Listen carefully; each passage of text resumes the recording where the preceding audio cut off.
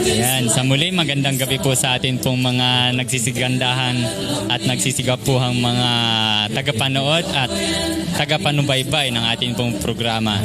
Sa muli, sa gabi pong ito, narito po tayo sa atin pong Youth Prayer Ministry ng Central Palawan F District na pinangungunahan po muli ng inyong pong mga lingkod na nagmula po sa Seventh-day Adventist Jacana Church.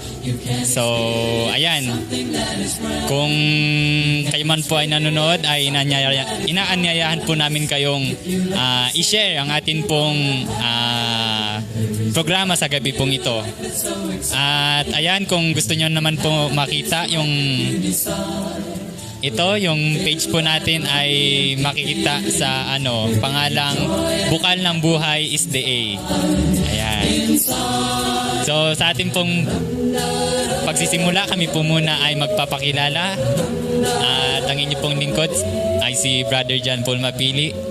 Ako naman po si Friendly Baslan. Ako po si Judith Baslan. Rizal Baslan. Ako naman po si Brother Samuel Tupas. And maraming salamat po sa inyo pong napakagandang gwapong mga pangalan.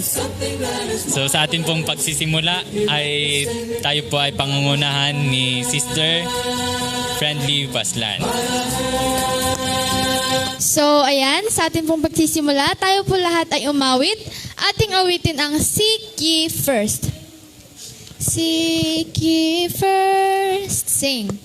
Seek ye first the kingdom of God and His righteousness, and all these things shall be added unto you. Hallelujah, hallelujah.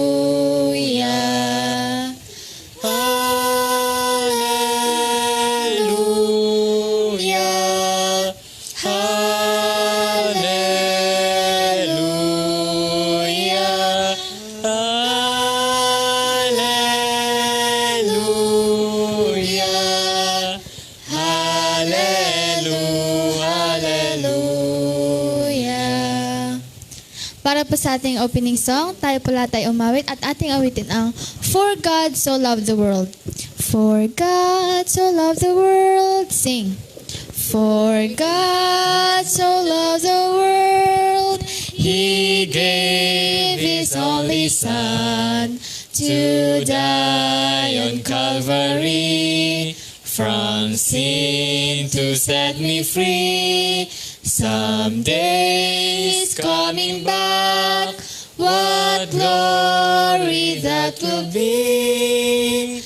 Wonderful His love to me. Tayo pong lahat ay umuko sa panalangin.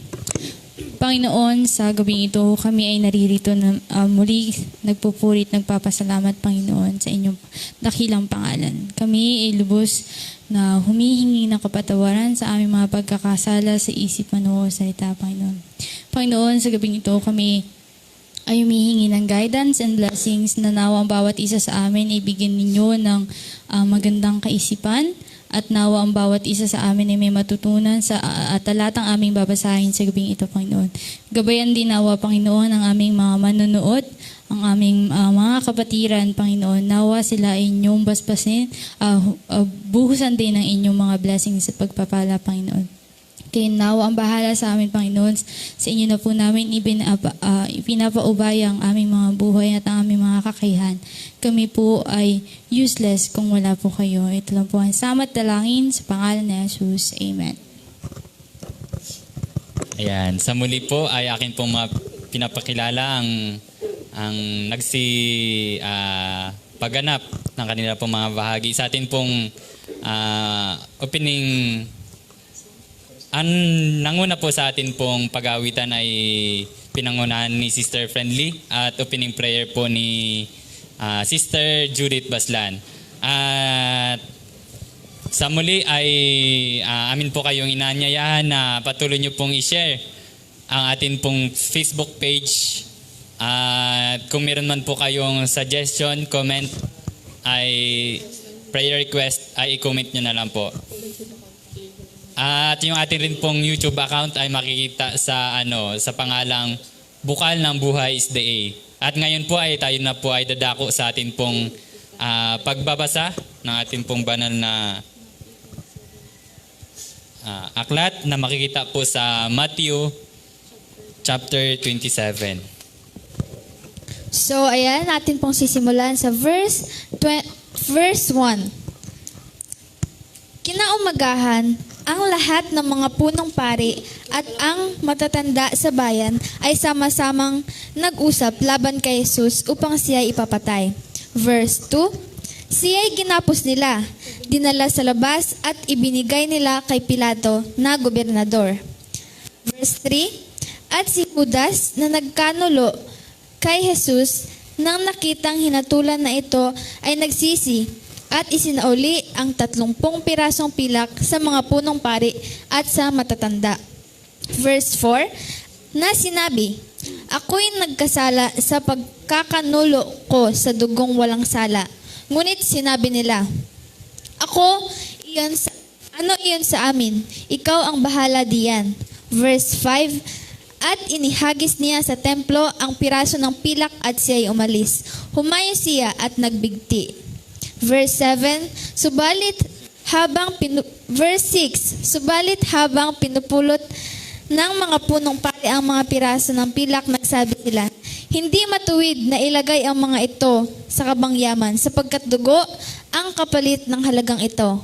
Verse 7, pagkatapos mag-usap, ibinili nila ang mga iyon ng bukid ng magpapalayok upang paglibingan ng mga dayuhan. Verse 8, sinasabi dito, kaya't ang bukid na iyon ay tinawag na bukid ng dugo hanggang sa araw na ito. Verse 9, kaya't natupad ang sinabi sa pamamagitan ng propetang Jeremias na sinasabi, ang kinuha nila ang 30 perasong pilak, ang halaga niya na itinuring na halaga ng ilan sa mga anak ng Israel. Verse 10, at binigay nila ang mga iyon para sa bukid ng magpapalayok gaya ng inuutos sa akin ng Panginoon. Verse 11, si Jesus ay nakatayo sa harap ng gobernador at tinanong siya ng gobernador, ikaw ba ang hari ng mga Hudyo? At sinabi ni Jesus sa kanya, ikaw ang nagsasabi. Verse 12, ngunit nang siya'y paratangan ng mga punong pari at ng matatanda, ay hindi siya sumagot ng anuman. At sinabi ni Pilato sa kanya, hindi mo ba naririnig kung gaano karaming bagay ang kanilang ipinaratang laban sa iyo? 14, subalit hindi siya sumagot sa kanya kahit isang salita man lamang na lubhang ikinamangha ng gobernador. Verse 15. Noon sa kapistahan, nakaugalian ng mga gobernador na pakawalan para sa mga tao ang sinumang bilanggo na kanilang maibigan. Nang panahong iyon ay mayroon silang isang bilanggo na kilala sa kasamaan na tinatawag na Jesus, Barabas. Kaya't nang sila'y magkatipon ay sinabi ni Pilato sa kanila, sino ang ibig ninyong pakawalan ko sa inyo? Si Barabas o si Jesus na tinatawag na Kristo? Sapagkat nabatid niya na dahil sa inggit ay kanilang ibinigay si Jesus sa kanya. At samantalang nakaupo siya sa luklukan ng paghuhukom, nagpasabi sa kanya ang kanyang asawa, huwag ka makialam sa matuwid na taong iyan, sapagkat sa araw na ito'y labis akong naghirap sa panaginip dahil sa kanya. Subalit, hinikayat ng mga punong pari at ng matatanda ang maraming taon na hingin nila si Barabas at patayin naman si Jesus. 21. Sumagot muli ang gobernador at sinabi sa kanila, alin sa dalawa ang ibig ninyong pakawalan ko sa inyo? At sinabi nila, si Barabas. Sa pagpapatuloy, verse 22, sinabi sa kanila ni Pilato, at anong gagawin ko kay Jesus na tinatawag na Kristo? Sinabi nilang lahat, ipako siya sa krus. 23. At sinabi niya, bakit anong kasamaan ang ginawa niya? Ngunit lalo silang nagsigawan na nagsasabi, ipako siya sa krus. 24. Kaya't na makita ni Pilato na wala siyang magawa, sa halip ay nagsisimula pa nga ang isang malaking gulo, siya ay kumuha ng tubig at naghugas ng kanyang mga kamay sa harap ng napakaraming tao na sinasabi, wala akong kasalanan sa dugo ng taong ito. Kayo na ang bahala diyan. Verse 25. At sumagot ang buong bayan at nagsabi, pananagutan namin at ang aming mga anak ang kanyang dugo. 26. Pagkatapos ay pinakawalan niya sa kanila si Barabas, ngunit si Jesus pagkatapos hagupitin ay ibinigay upang ipako sa krus. 27. Dinala si Jesus ng mga kawal ng gobernador sa pretoryo at tinipon nila ang buong pangkat ng mga kawal sa paligid niya. Verse 28. At siya ay kanilang hinubaran at dinamitan ng isang balabal na pulang-pula. 29. Sila ay gumawa ng isang koronang tinik, ipinatong ito sa kanyang ulo at inilagay sa kanang kamay niya ang isang tambo. Lumuhod sila sa harapan niya at siya ay kanilang nilibak na nagsasabi, mabuhay, hari ng mga Hudyo. 30. Siya ay kanilang niluraan. Kinuha nila ang tambo at hinampas ang kanyang ulo. 31. Pagkatapos na siya ay libakin, hinubad nila sa kanya ang balabal, isinuot sa kanya ang mga damit niya at kanilang inilabas siya upang ipako sa krus. 32. Sa paglabas nila ay kanilang nasalubong ang isang taong taga Cyrene, na Simon ang pangalan. Pinilit nila ang taong ito na pasanin ang cross ni Jesus. 33. At nang sila ay makarating sa isang dakong tinatawag na Golgota, na ang kahulugan ay ang dako ng bungo. 34. Kanilang binigyan siya ng alak na may kahalong apdo upang inumin. Ngunit nang kanyang matikman ay ayaw niyang inumin. 35. At nang siya ay maipako nila sa krus, pinaghati-hatian nila ang kanyang mga damit sa pamamagitan ng palabunutan.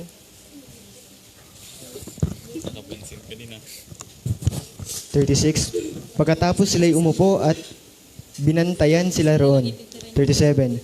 At sa itaas ng kanyang ulo ay inilagay nila ang paratang sa kanya na nasusulat, ito si Jesus, ang hari ng mga Hudyo. 38. At may dalawang tulisan na ipinakong kasama niya, isa sa kanan at ang isa sa kaliwa. 39. Siya inalipustan ng nagdaraan at pailing-iling. 40. Na nagsasabi, ikaw ang gigiba sa templo at sa ikatlong araw itatayo ito.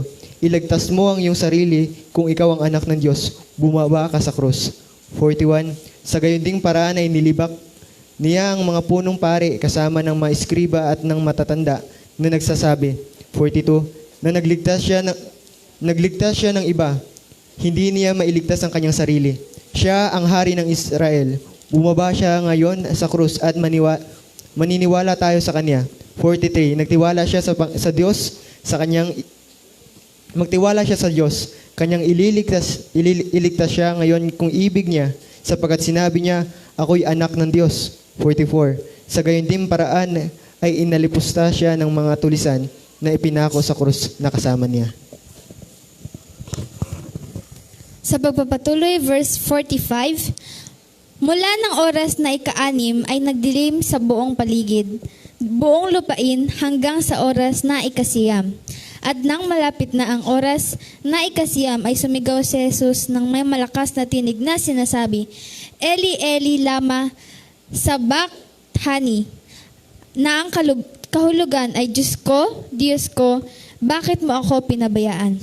Verse 47, at nang marinig ito ng ilan sa mga nakatayo roon ay sinabi nila, tinatawag ng taong ito si Elias. 48, tumakbo kaagad ang isa sa kanila at kumuha ng isang espongha. Pinuno ito ng suka, inilagay sa isang tambo at ibinigay sa kanya upang inumin. 49, ngunit sinabi ng iba, pabayaan ninyo siya, tignan natin kung darating si Elias upang iligtas siya. Verse 50, at muling sumigaw si Jesus ng may malakas na tinig at nalagot ang kanyang hininga. Verse 51, at nang sandaling iyon, ang tabing ng templo ay napunit sa dalawa, mula sa itaas hanggang sa ibaba. Nayanig ang lupa at nabiyak ang mga bato. Verse 52, nabuksan ng mga libingan at maraming katawan ng mga banal na natulog ay bumangon. 53, at paglabas nila sa mga libingan, pagkatapos ng kanyang muling pagkabuhay, ay pumasok sila sa banal na lungsod at nagpakita sa marami.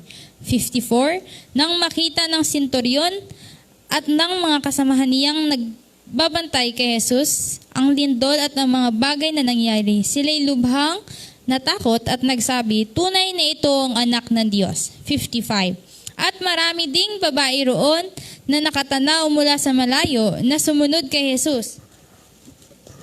Sumunod kay Jesus buhat sa Galilea na naglingkod sa kanya. 56, kasama ng mga iyon ay si Maria Magdalena at si Maria na ina ni na Santiago at Jose at ang ina ng mga anak ni Zebedeo. 57, kinagabihan dumating ang isang mayamang mula sa Arimathea na ang pangalan ni Jose, naging alagad din ni Jesus. 58, pumunta ang taong ito kay Pilato at hiningi ang bangkay ni Jesus at pinag-utos ni Pilato na ibigay iyon. 59, kinuha ni Jose ang bangkay at binalot niya iyon ng isang malinis na telang lino. 60, at inilagay sa kanyang sariling bagong libingan na kanyang inukit sa bato. Pagkatapos ay ginulong niya ang isang malaking bato sa pintuan ng libingan at siya ay umalis. 61. Si Maria Magdalena at ang isa pang Maria ay naroon at nakaupo sa tapat ng libingan. Kinabukasan, pagkatapos ng araw ng paghahanda, ang mga punong pari at ang mga Fariseyo ay nagpulong sa harapan ni Pilato na nagsasabi, Ginoo, natatandaan namin ang sinabi ng mandarayang iyon nang nabubuhay pa siya. Pagkaraan ng 3 araw ay babangon akong muli. Kaya't ipag-utos mo ang bantayan ng ang libingan hanggang sa 3 araw. Baka pumaroon ang kanyang mga alagad at siya'y nakawin. At sabihin sa mga tao, siya'y bumangon mula sa mga patay at magiging masahol pa ang huling pandaraya kaysa una. Sinabi ni Pilato sa kanila, mayroon kayong bantay, humayo kayo.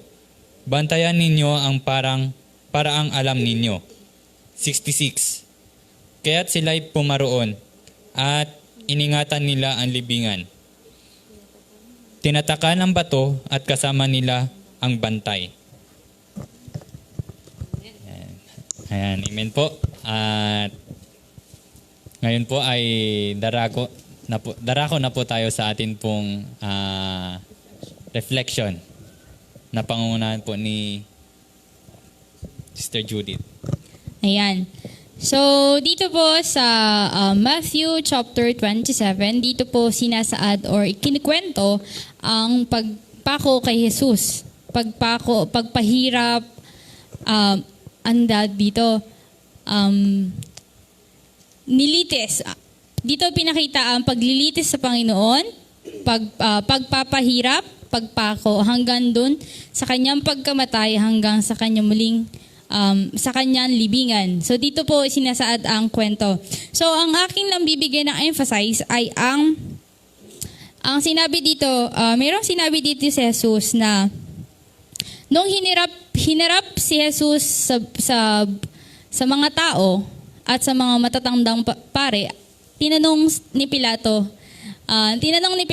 ang mga tao kung sino ba ang gusto nilang makalaya. Kasi meron silang every year meron silang isang bilanggo na pinapakawalan, ang nais nilang pakawalan. So kapag napusuan nila ang isang bilanggo na ito, sa kanila ito papakawalan. So that time, ang napili nila ay si Barabas. So si Barabas ay isang kriminal, makasalanan. Si Jesus ay isang pure. Pure si Jesus, walang bahid ng kasalanan si Jesus. Pero nung pinapili na ni Pilato ang mga tao, kung sino ang ibig nilang palayain, ay pinili ng mga tao ang kriminal na si Barabas. So kagaya lang din yan sa atin. So imbis na piliin natin yung tama, at kung imbis na piliin natin yung tama na alam natin ikabubuti natin, hindi lang sa ating makamundong buhay, kundi sa alam nating buhay natin sa langit, ay mas pinipili natin ang kagaya ni Barabas na makasalanan. Mas pinipili natin yung mga makamundo na alam nating hindi tayo ilalapit, kundi tayo ay ilalayo. So kumbaga sa daanan, lagi natin pinipili yung shortcut. Lagi natin pinipili yung shortcut kasi akala natin yung shortcut na yun ay dadalhin tayo ng mabilis dun sa lugar na patutunguhan natin. Pero tayo ay nagkamali. So sa kagustuhan nating makarating agad ay napupunta tayo dun sa maling desisyon at dun sa maling destinasyon na ating napupuntahan. So ganun din sa pagpili. So it is our choice na piliin kung ano ang tama at kung ano ang mali. Kagaya ng pagpili ng mga tao kay Jesus at kay Barabas. Ayan, sa akin naman ay bibigyan ko ng emphasize yung kay Judas.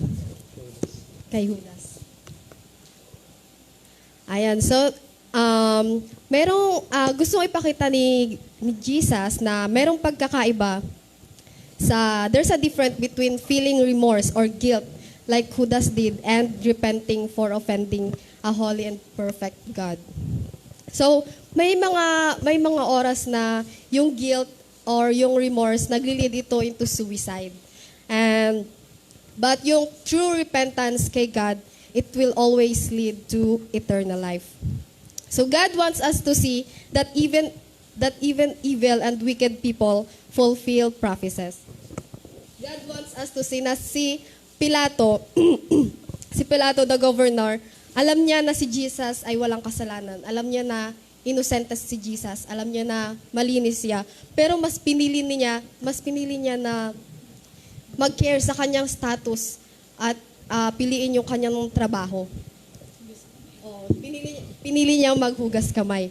So, yung nagpapakita doon yung tulad ng sinabi ni Sister Judith, na mas pinipili ng mga tao yung mga makamundong bagay.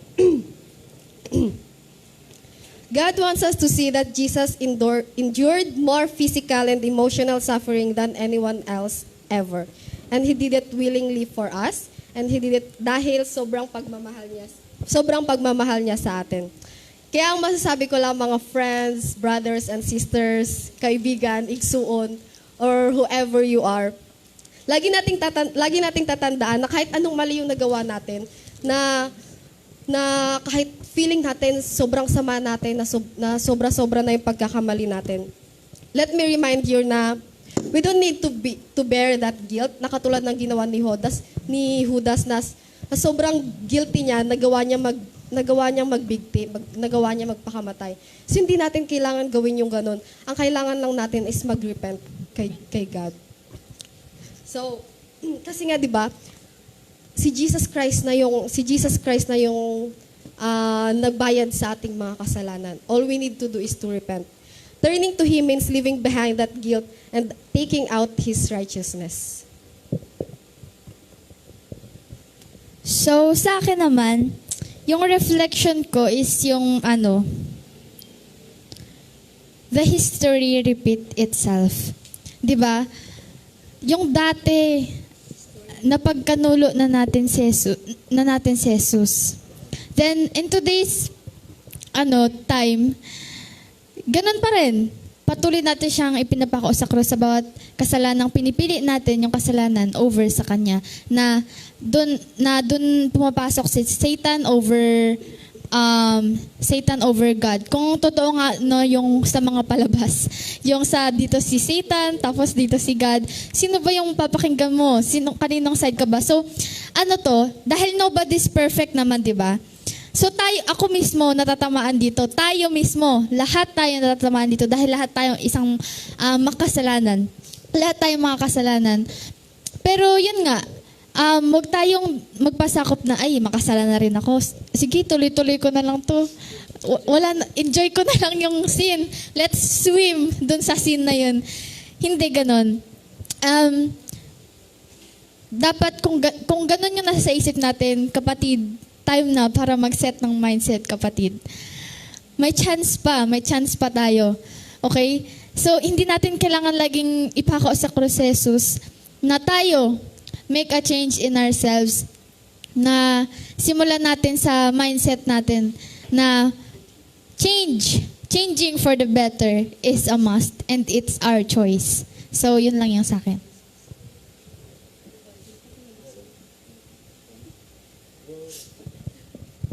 Yan, sa akin naman dito, 'di ba, doon sa mga nakaraan nating pagbabasa ng ng Matthew.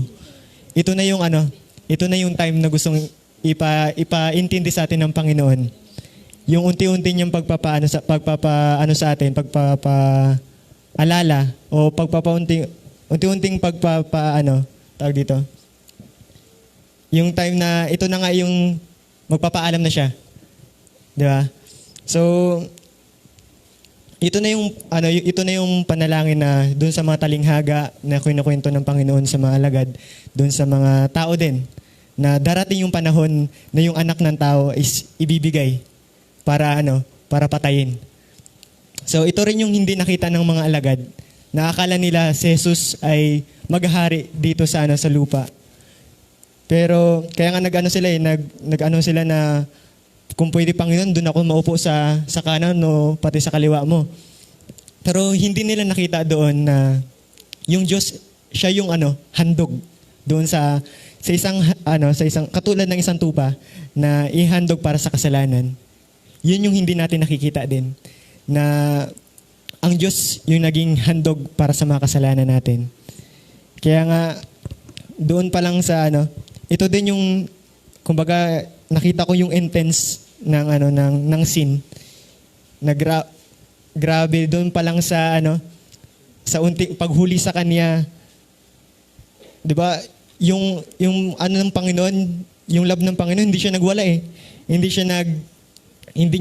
niya rin ginawa kung ano yung ginawa sa kanya. Instead, ito talaga yung paraan. Ito talaga yung dapat mangyari na sinasabi ng propeta. Na, 'di ba? Na-realize natin na makasalanan tayo. Na dahil dun sa isang handog na ibinigay, sa isang tupa na ihahandog para sa kasalanan natin, tayo ay nakatanggap, bawat isa sa atin, kahit sino, ikaw, ako, tayong lahat, yung mga nanonood din, lahat tayo is nakatanggap ng kaligtasan mula sa Panginoon. At wala siyang pinili. Mayaman ka man, mahirap ka man, gwapo ka man, 'di ba? So, ang Diyos, hindi talaga siya namimili. Kaya nga, yung time na napako na siya, umiyak na siya nun eh. Di ba? Hindi niya nakayanan yung hirap ng kasalanan natin. Kung ngayon sa sarili natin, hindi natin nararamdaman yung presensya ng Panginoon, paano pa kaya kung pinagsama-sama yung kasalanan natin, na mismo yung Diyos yung nagdala, na mismo siya mismo ay hindi niya naramdaman yung presensya ng Ama. Kaya doon siya na yung presensya ng Ama hindi niya na naramdaman. Kaya doon siya lumuha ng dugo din eh. Kung mapapansin niyo kung gaano kabigat yung kasalanan na bit-bit natin, na siya mismo yung nagdala. Kaya isang pagmamahal na walang kapalit talaga yung pinakita ng Panginoon sa atin, na siya ay namatay para sa kasalanan natin. Amen. So talagang nakapakalungkot pong isipin na ipinagkaloob po sa atin ng Panginoon ang kanya pong bugtong na anak, ngunit hindi po siya pinaliwalaan at sa halip siya po ay pinarusahan at pinatay. So, pero ganun pa man ay pinili pa rin po tayong iligtas na ating pong Panginoon sa ating pong mga kasalanan. Kaya parati po nating tatandaan na may Diyos pong nagmamahal sa atin at wag po nating sayangin yung pagkakataon na binigay po sa atin ng Panginoon. At sa muli, maraming salamat po sa atin pong mga napakagandang reflection na inyo pong mga binahagi. At ngayon po, tayo po ay darako na sa aming pong special offering song. Special song.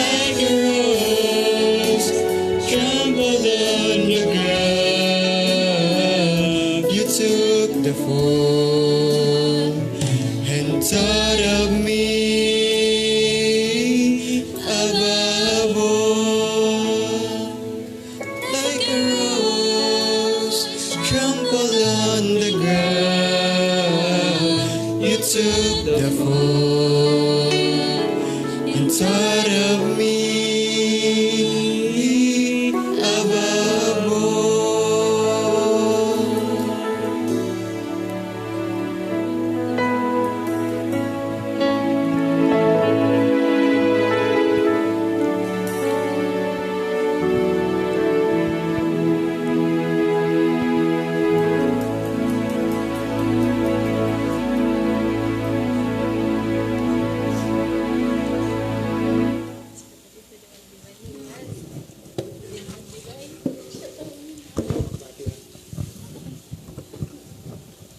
Yan, amen. Tayo po ay darako na sa atin pong prayer band. At ang atin pong adoration ay pangungunahan ni Sister Rizel Baslan. At confession po inyong lingkod.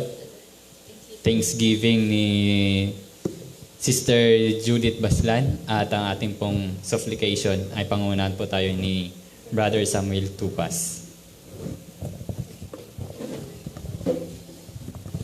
Atin pong awitin ng Now, Dear Lord. Now, dear Lord, as we pray, take our hearts and minds far away from the praise of the world all around, to your throne where grace does abound. May our lives be transformed by your love. May our souls be refreshed from above. At this moment, let people everywhere join us now as we come to you in prayer. Ama naming banal at makapangyarihan ka po sa lahat. Pinupuri ka po namin, Ama, sapagkat kayo po ang aming Diyos. Diyos na mahabagin at Diyos na tapat. Pinupuri ka po namin, Ama, sapagkat patuloy niyo po kaming minamahal, na ibinigay niyo po ang inyong bugtong na anak upang kami ligtas sa mga pagkakasala. Ama, pinupuri ka po namin sapagkat ang inyong kabutihan ay magpakailanman. Sa muli, Panginoon, patuloy po namin kami po ay nagpapiling ng kapatawaran sa amin pong mga nagagawang pagkukulang, pagkakasala. At sa muli, kami po ay tiklop tuhod at nanalangin na nawa kung meron man po kami nagawang pagkukulang na hindi po namin alam na amin po nagawa, ay patawarin niyo po kami. At gayon din po sa amin pong mga kapwa, kung may sabi man po kami na hindi po kaya-aya, ay patawarin niyo rin po kami. At linisin niyo din po, Panginoon, ang amin pong mga puso't isipan. Nawa po ay tulungan niyo po kami na hindi po kami magkaroon ng pagkakasala sa inyo. Panginoon, sa gabing ito kami ay nagpapasalamat sa panibagong buhay na inyo binigay sa amin, Panginoon. Panginoon, nagpapasalamat kami sa walang hanggang pag-ibig na ibinigay niyo sa amin, na ibinigay ninyong inyong bugtong na anak. Naghirap at ipinako sa krus na matay, Panginoon, upang linisin lamang na ang aming mga kasalanan, Panginoon. Maraming salamat sa sakripisyo, sa pagmamahal, at sa lahat ng inyong biyayang ibinibigay sa amin sa kabila ng aming mga kasalanang nagagawa, Panginoon. Maraming salamat sa lahat ng blessings, sa magandang kalusugan, sa magandang sa financial stability, Panginoon. Salamat sa panahong ito na nakikita namin na malapit na, Panginoon. Malapit na ang inyong pagbabalik, Panginoon. Maraming salamat. Kahit po ito ay hindi magandang nangyayari sa panahon ngayon, ito po ay sinyalis sa inyong mga anak na kayo ay malapit na kayong masumpungan dito sa lupa. Maraming salamat po. Ito po ang samot dalangin. O Diyos, sa gabi pong ito, kami po itiklop luhod at mapagpakumbaba na itinataas ang aming pong mga dalangin sa gabi pong ito. Isang pagkakataon po, Diyos, na inyo pong muli kaming pakinggan sa iba't ibang mga panalangin na nagnanais ng katugunan. Sa gabi pong ito, Diyos, ay amin pong isinasama sa dalangin ang continued recovery po ni Inspector Sungkayaan at gayon din po kay Sister Yumi Bunyag at ang operation po ngayon ni Sister May Soyko, inyo po siyang ingatan at naway maging successful po ang kanya pong operation po mamaya. At ganoon din po ang kagalingan ni Sister Donabel Concepcion, ganoon po ni Gloria de los Santos, Joy Bacornay, Ben Alienia at Buniag family. Ganoon po si Sister Elsie Bachansila.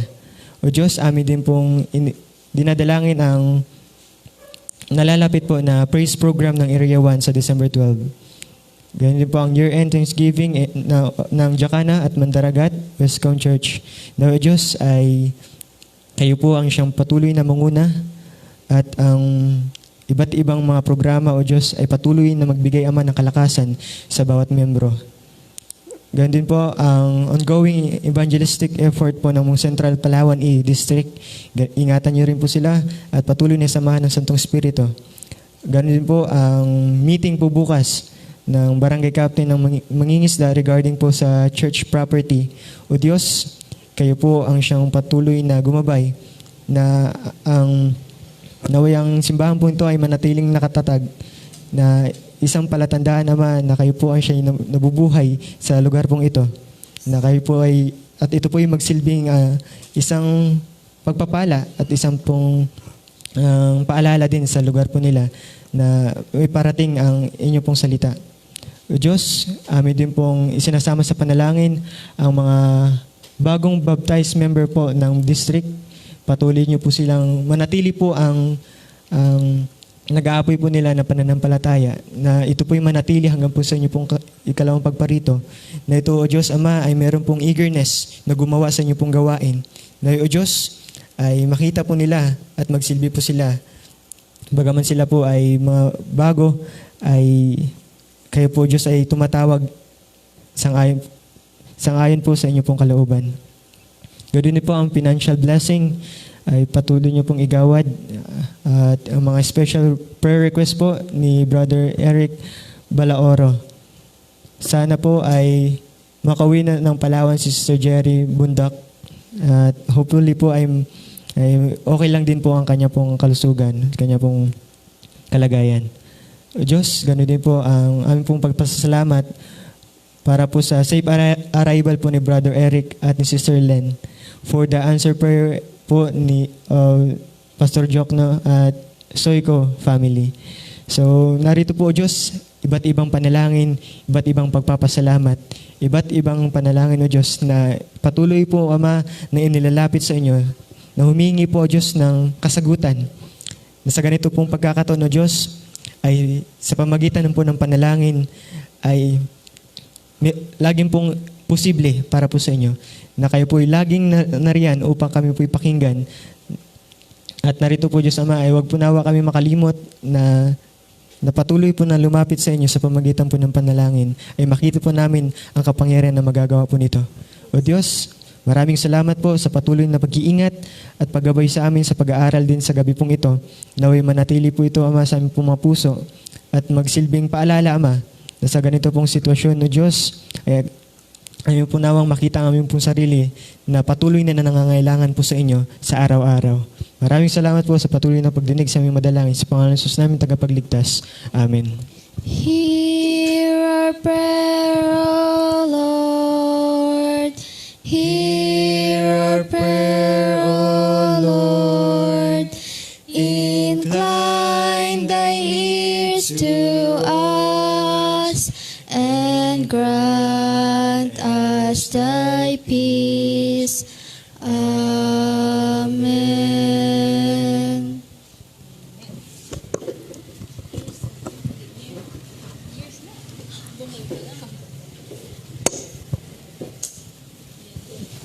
Ayan, sa muli ay amin pong pinasasalamatan ang patuloy pong sumusuporta at nanonood ng ating pong programa. Na ito po ay yung ating pong youth prayer ministry ng Central Palawan F District na pinangungunahan po muli ng atin pong masisipag masigasig na kabataan ng Seventh-day Adventist Church. At wag niyo rin pong kalimutang i-share ang atin pong programa. At ganun din po, wag din pong kalimutang mag-like at follow ang ating pong Facebook page na pinangalan ng Bukal ng Buhay SDA. Ayan, so ngayon pong gabi ay ating pasalamatan ng lahat ng nanonood na ating programa. So, salamat po sa mga nanonood na taga-Jacana, Mandaragat, and Westcomb Church members. And maraming salamat po kay Sister Monet Balaoro, kay Sister Sandra Velasco, kay Sister Peniel Principe, kay Sister Merlin Billones, kay Jojo and Ian Navarro, kay Brother Jason and Sister Ging Dalabahan, and kay Sister Donna of New York, wow, and Sister Rose of New Jersey, wow, bigatin tayo mga Hello po sa kapatid. inyo. So kay Brother Paul or Brother Bongbong and Director Kuya Eric, yan. Eric Balaora and Ma'am Jasmine and Pastor Yusuf Jokno. So maraming salamat po. At alam kong nanonood din si Brother Joshrim Principe. Yan. So maraming salamat po sa panonood ninyo sa amin gabi-gabi at pakikinig. Kami ay lubos na nagpapasalamat at nagagalak at muling inanyayahan kayo na makinig gabi-gabi sa discussion. Hindi man kami ang magdala. So, dapat po ay tayo ay laging makinig dahil hindi lamang po para sa amin ito, kundi para sa ating lahat. Kasi, ayan. So, binabati ko rin po pala ang ngayon po ay siya ay nasa Taytay at sigurado kung siya ay nanonood. Siya po ay si Pastor Harold Magluyan at si Brother Raymond Montecalvo. Yan. Maraming salamat po sa panonood kahit kayo ay nasa ibang distrito. Amen. Yun lamang po at maraming salamat sa lahat. At muli kayo ay aming inibatahan na makinig sa aming Youth Prayer Ministry ng Central Palawan F District na pinangunahan ng Jacana Youth SDA Church. So, at i-like po, huwag pong kakalimutan na i-like and share ang aming Facebook account na Bukal ng Buhay SDA at huwag kakalimutan mag-subscribe sa aming YouTube account na may pangalan na Bukal ng Buhay SDA. So, huwag pong kalimutan mag-like and share and subscribe. So, because sharing is caring. Yun lamang po at maraming salamat at magandang gabi po. So, ayan. Pahabol, binabati po namin ang Tupas family. Si Sister Daisy at si Brother Samuel Tupas na Padre de Pamilya at nanay na ating brother na narito. Ganyan din po ang mga Baslan. Binabati po namin kayo at ang mga Montecalvo at Mapili. Magandang gabi po sa inyo.